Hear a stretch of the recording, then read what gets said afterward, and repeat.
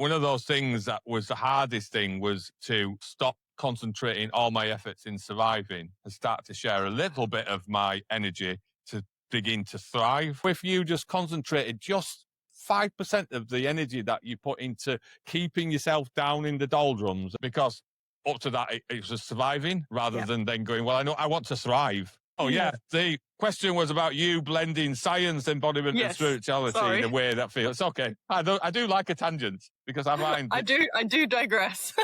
it's all right. I digress all the time. So, yeah, how did your journey from nursing into breathwork and intuitive coaching shape your integrative approach? Yeah. It's a really, really beautiful question because so I was lucky enough to do nursing for 16 years. I really feel that helped me to create a really good backbone or a really good foundation, probably is a better use of words to use, for what I do now, because I have such a good understanding of the human body, such a good understanding of how how all humans are very, very different. Really good caring approach to how I do the work that I do now as well. And then during COVID, was living in Melbourne, which I'm pretty sure I believe is one of the places that had the worst lockdowns in the world. So it was pretty intense working as a nurse at that time, and I had realized that I wanted to do something different. So I found yoga teaching, and I think I've spoken to you about this before, but up until I would say about 4 or 5 years ago, my mental health was pretty awful as well. I would have horrible chronic anxiety, really big bouts of depression. And I put that down to, now I can see on the other side that I didn't understand my emotions. I didn't know how to feel them. And I wasn't living in my purpose. And I think that was where the depression was coming from. I just didn't know that I could live another way. And so through doing the yoga teacher training, it helped me to see that, okay, I can do breath work. I can feel my body a little bit more. And I think that from there, so much shifted because my marriage randomly, abruptly ended after 10 years, and I moved to Brisbane. I was like, you know what? Fuck this. I'm going to start a whole new life because everything's changing right now. So I shifted and moved north and found breathwork. And to me, breathwork changed my life. Like, I cannot speak highly enough about it because up until that point, I was still taking a lot of drugs to numb myself. I was drinking quite a lot, and through doing breathwork, and I remember in the training I was doing, we were doing our own exercise to really, to feel this style of breathwork is called transformational. So it activates you to feel emotions. And I could feel something in my chest. It's like, what's going on? And one of the women came over to me and she lightly tapped me on my chest, and she said, let go. And I was like, oh no, something's coming up and I can't stop this now. And I remember just letting out this massive scream in a room full of, there must have been 30 people there. Like, I just yelled. I was so angry, and it was ugly. Like, it wasn't just a little yell. It was like guttural, like screaming for all of the moments that I hadn't ever let myself be angry. Up until then, I think I would have called myself someone who was a people pleaser and had really just suppressed everything. Like, if I just push it down and pretend everything's fine from here up, on the surface, everything's good. And I had I looked a certain way and presented a certain way. And, we don't feel our emotions. We just push them down. So that was it was like someone had opened a lid on my truth. And I was like, holy shit, there's another way of living. And from that moment, I was like, I need to do this. I need to bring this to women. Like, I need to show other people that it is possible to feel this. You found your calling. I did. I knew in that moment that it was part of my purpose because it woke something in me that was so profound that, it led me on the journey of, I've been sober for 3 years now in terms of drugs, and then alcohol has been, it's been the same, but I have had one drink in the past 3 years. So if you want to not call that sober, then that's fine. But it's certainly, my journey I've shifted so much in who I am. And so that has bled into what I offer now. So when I talk about embodiment, it's because I've embodied it within myself. To embody something is to bring it into the body. And so I know that for a lot of things that we can do, we can intellectualize it. Like you can know something really like a lot. You can have all the information in your head, but it's about bringing it down into a felt sense. Yeah. So what I offer now is all from lived experience and is all from my own learnings and unlearnings and unravelings. So that's how I bring it all in. That's how I will combine all together is, the nursing stuff I have. It's the foundation of the knowledge that I have. The yoga and the breath work and the intuitive work is all from, yes, my studies, but also, okay, I've done it. I've lived it and I will continue to do it. I have my own practice that I continually do as well for myself. And look, that's not to say like, I really want everyone to hear this, that like, I'm not saying that I'm a perfect human that has it all figured out and that's over some kind of imaginary, like, I'm not saying I'm on the other side of something and I've made it. Like I certainly, I'm a human. Yeah. I'm continually learning things for myself, but I've certainly, to me, it feels like I have made it over a big hurdle in life of I'm not dealing with drug addiction anymore. And I used to feel very uncomfortable saying that I had an issue with drugs. I would say, no, but I do it it was partying. I would do it to party. And it took a long time to be like, hey, actually that was a problem. Yeah. You had a problem. And so I don't use that word, the addiction word, lightly. It was an issue. To have overcome that, to be someone who now feels my emotions very freely and maybe probably a little bit too much. I'm someone who talks about things now, who doesn't just ignore them. I'm someone who goes after follows their passion and their purpose and who has a spark within them. So I really want people who are perhaps wondering what the hell they should do with their life or feeling like they are a bit lost or, to know that there is possibility for you, that there is, I don't want to say it like there's a light at the end of the tunnel or anything, but it's like, I know what you mean. Yeah, well, I've been there. I've been so fucking stuck in a hole that I'm like, I can't see a way out. Like, and I get it. And so I really feel like having my own experiences of mental health and having my own experiences of addiction and having all of those things that I've lived through, I do feel like when people come to me and tell me about these things, I'm like, I feel you. Like, I've lived it too. So I'm not saying I understand your experience exactly, but let's work through this from a lens of compassion and from a lens of curiosity. I really I will never judge someone for anything that they've been through ever. No. So, and we do have a world of judges, don't we? I mean, I'm very similar to you in obviously background drug use as a young man, lots of drugs and especially alcohol, which was my worst enemy. Yeah. But I manage it. And when you accept things, like you said, you've accepted who you are and what you are, then you can give back more to people, to help people. And I think lived experience is so much better. Whether that's lived experience because you're, as a nurse, you've looked after people in family, or as a psychiatrist because you've gone through mental health, or when I used to do sort of what we call social welfare law work, helping people with homelessness and debt. Particularly, I was in debt a lot, being obviously drinking and stuff, credit cards and all that stuff. And it's always better if you come from a position of knowledge to be able to make somebody else's life better. So I think that's a great thing that you're doing. A central theme of Choosing Woo, your podcast, is self-connection. So what does self-connection really feel like in a nervous system that's been conditioned to survive rather than thrive? Far out, that's a fucking tough question because... Sorry. No, but it's a good question though. Like, freaking great question. It's honestly, like, to be very, very honest, some self-connection to someone who is living in survival mode, you might not even know what that is. Like, I know for myself, when I was living in this chronic state of anxiety and overwhelm and moving in and out of depressive episodes, I had no idea what self-connection was. To a sense, I did. Like, I kind of knew that for self-care, for example, I would go and have a bath, or, I had that kind of an idea about it, but I did not know what true self-connection felt like because I was chronically doing things for other people. I was chronically thinking that to get worth for myself, I had to be giving to other people all the time, but at the detriment of my own health.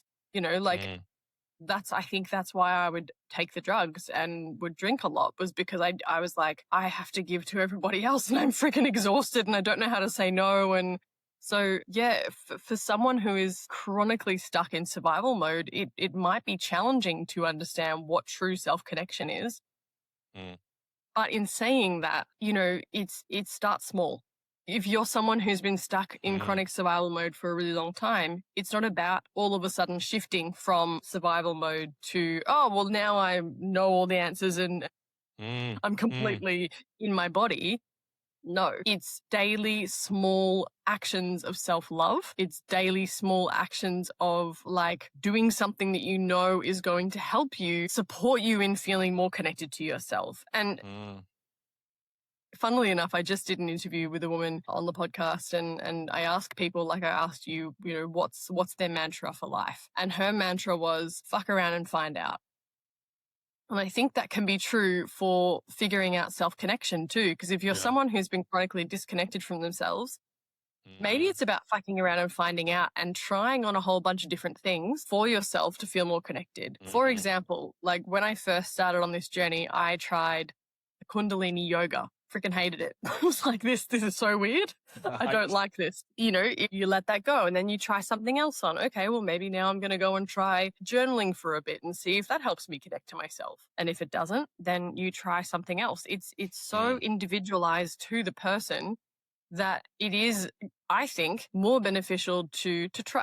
It's like clothes. Like, everybody has different outfits. So you're not going to, what one person wears is maybe not what the next person wants to wear. So it's the same thing. Like with learning how to be connected to yourself, try different things on, see what fits, keep what fits and throw away the rest. You don't have to hold on to every single thing. And I think that for somebody who is stuck in survival mode or who has been stuck and who is learning to move into a state of being more connected to themselves, less is more. Yes. Because when you're in that survival mode, I think it can be easy to get overwhelmed and be like, okay, this is too hard. I can't do this. Yeah. It's too much. Totally. Yeah. So start small and know that if you do regress, it's not a judge of your character and it is not meaning that you failed. Because I know for me, when I had decided to stop taking drugs, there was a point of regression. And I remember being like, oh my God, I failed. Like, man, what have I done? Calling myself all sorts of names. Oh, you're a piece of shit, or you're this, or you're that, or whatever. And then going, hang on a minute, no. Look at how far you've come. Look at all the things that you've done. Like I think for our brains are wired. There's a negativity bias in the brain and it will naturally pick out things that are negative. So it is about training the brain to pick up on things of like, hey, you actually have done a pretty good job. Look at how far you've come in X amount of time. Or even if you are feeling like you haven't done a good job, just finding one small thing of like, okay, well, today I moved my body and that's enough. Like, just finding that small piece of connection to self and acknowledging the shit out of it. Because when you are, like I said, putting your attention onto that thing, it will naturally expand. That is a law of, I'm pretty sure it's a law of physics. Like you pay attention to something, it expands naturally. So I hope that makes sense to your question, but it can be a tricky one, especially if you're someone who has really been stuck in survival mode and is someone also who's very critical of self. Then that can be like, that can be a challenge to stay connected to self for sure. It is. And it's, I remember when I first started my therapy, many years ago, my first ever session. I have lots of therapy, me. And one of those things that was the hardest thing was to stop concentrating all my efforts in surviving and start to share a little bit of my energy to begin to thrive. Yeah. Because when when you've had years, maybe decades of surviving, because the better the devil you know type of scenario is, and I said, totally. I won't go into names, but there's quite a few people I know personally to me who are going through quite bad things at the moment and their backgrounds are not great. So trauma, bad parenting, etc. I mean, I've been through it myself. Is you have to go, right, yes, I get the fact that in survival mode, this is easy. It's the comfy clothes, isn't it? It's the sort of pajamas, it's the dressing gown, it's the comfy slippers. It's like, oh, I always like to wear this and this is what I'm going to do. And that's survival because it's natural. We default to negativity and we have to force positivity into our way of thinking. I think that's just the way that we're conditioned. I don't think we're born like that way, but the conditioning of us, most of us in life, is that we have to really excel at something to be brilliant. So therefore, when you get that brilliance comment, the praises, then you feel, oh, actually, I'm pretty good, me. But most of us, we don't get that, do we? We go through school, we might go to uni, we might not, we get a job, and it's not great most of the time when we have jobs. Most people don't like their jobs, and you just don't get that. And I think if there was something that was where you could just show people, I would just sometimes think to myself, I wish somebody had shown me a film, for example, a reel, a meme, something modern, to go, right, okay, if you just concentrated just 5% of the energy that you put into keeping yourself down in the doldrums and not living, you're just existing and you're surviving, you go, oh, actually, because it's taken me 25 years probably to get to the point where I'm doing this, where I've run a business, where I've done some of the things I've done, because up to that it was just surviving rather than then going, well, I know I want to thrive. Well, there's a lot of people that really struggle with that. So I get completely what you say. It's a big problem, I think, for people with everything else going on in the world. It doesn't make it any easier for people because you just, right, what have I got to do to get through today? Got to get up, got to go to work, got to pick the kids up, got to get the dog from the vets, whatever, rather than getting up and going, right, so what do I really want to do today? That's, I think, when we thrive better. Like what you said, that your partner goes for this group. That's thriving.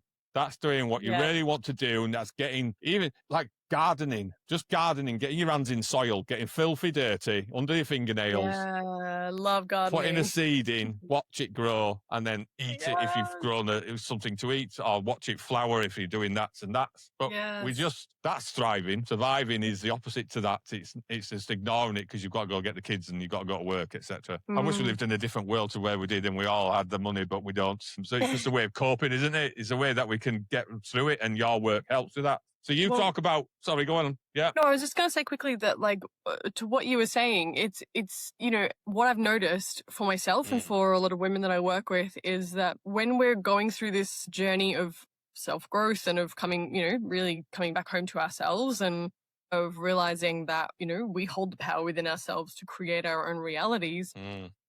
The brain, like you said it so beautifully, like the brain just wants to keep you safe and wants to keep you in the known. So it will do whatever it can to convince you that the known is where you should stay. And so I've kind of, it's going to sound really weird, but I've kind of realized or made it for myself that it's like a little game, that life's like a little game. So when I'm moving through this state, when I know, I've realized for myself, when I'm about to expand into a new version of myself now, or, a version of myself that feels more connected, or there's something that's new is about to drop in, I notice that my brain starts to tell me the worst case scenario. It will, all of this stuff starts happening in life. I get really self-critical. My brain goes back and starts ruminating and being like, remember that thing you did 6 years ago? That was horrible, wasn't it? You are so awful. And I've picked it up now, and now I'm like, I'm onto you, brain. We're about to expand. We're about to move into a new version of self. Okay, cool. I know this now. Yes. So now I have the strategies of, okay, I'm going to up my breath work for a little bit. I'm going to do more dancing or things that bring joy into life. I'm going to do things that are the complete opposite of what my brain wants me to do, because in that moment, I know now that my brain wants me to wallow in my own misery, to feel sorry for myself, to self-flagellate, to deprecate, to, that's what my internal voice is telling me that I should do. So I do the opposite. I go and be in community. I do my dancing. I do things that bring joy. I literally do the opposite. I show myself so much compassion, and I move through things so much quicker now because you can pick it up. You're like, aha, I'm onto you, you little sneaky thing. Yeah. We're not doing that dance anymore. No. And self-awareness, there's a lot of people. Well, just a lot of people who are just, I think we've had so many years, decades, in fact, of being downtrodden. The masses have, all of us haven't. There's a large amount of us that are downtrodden, and you're sort of, this is, you're oppressed or whatever you want to call it, under the thumb. We're not allowed to be self-aware of ourselves, and we just got to be programmed to be workers or whatever.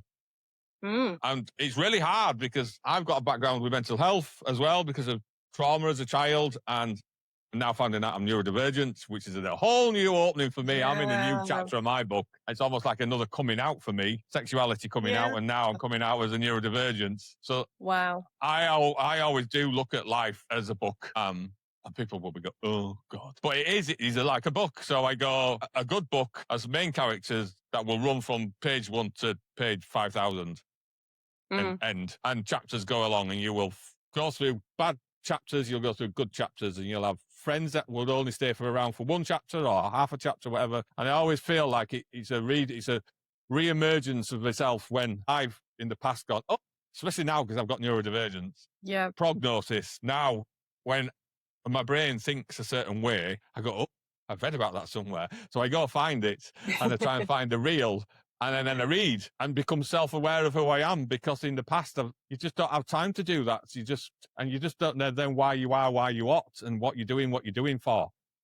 Yeah. And that sort of ties in with what you're saying. It's thriving, is self-awareness, is it's all education as well. Like this podcast is people going, oh, actually, do you know, I've been thinking, like you just said, about, oh, the brain's telling me to be negative and do something really bad to myself, to jeopardize, self-sabotage, autistic, anybody. Well, I've had this being told about, because I'm a great self-flagellator and procrastinator and self-sabotager, my God. But not anymore, because I've gone, right, you've buggered up 4 decades of your life by being a procrastinator. So it's time to sort of stop that and get a grip of the brain. And when the brain says, no, you need to go do something really stupid with yourself, you go, no, I don't want to do that. I'm going to do this because I've learned that stuff you get me to do doesn't help me at all. Yeah. Exactly. It just makes my life a bloody misery. And now I want to do things that is scary because I've never been in a situation where I am at the moment. But I think that's also a joy to do because it's an experience and it keeps you alive. If you I don't know whether you will live longer by doing that, but it's something that you do wake up, and I'm not a religious person, so I don't really get the whole that, but I can see the similarities when I do know religious people, when they have these epiphanies and stuff, is when you have that moment where you go, right, okay, this is different. It's new. Yep. But I'm going to give it a go because what's the worst? That's how I always say to myself, what's the worst that's going to happen? Am I going to die by not sitting sort of on my day off and doing nothing all day other than doom scrolling and do something maybe like go and create a new business online, spend 7 hours creating a new business income stream, or 7 hours scrolling about the world. Yeah, exactly. And I think people always default to the scrolling, don't they? And that's how their algorithms work so well. Unfortunately, they're not stupid. They're very clever, these people that design these social media platforms.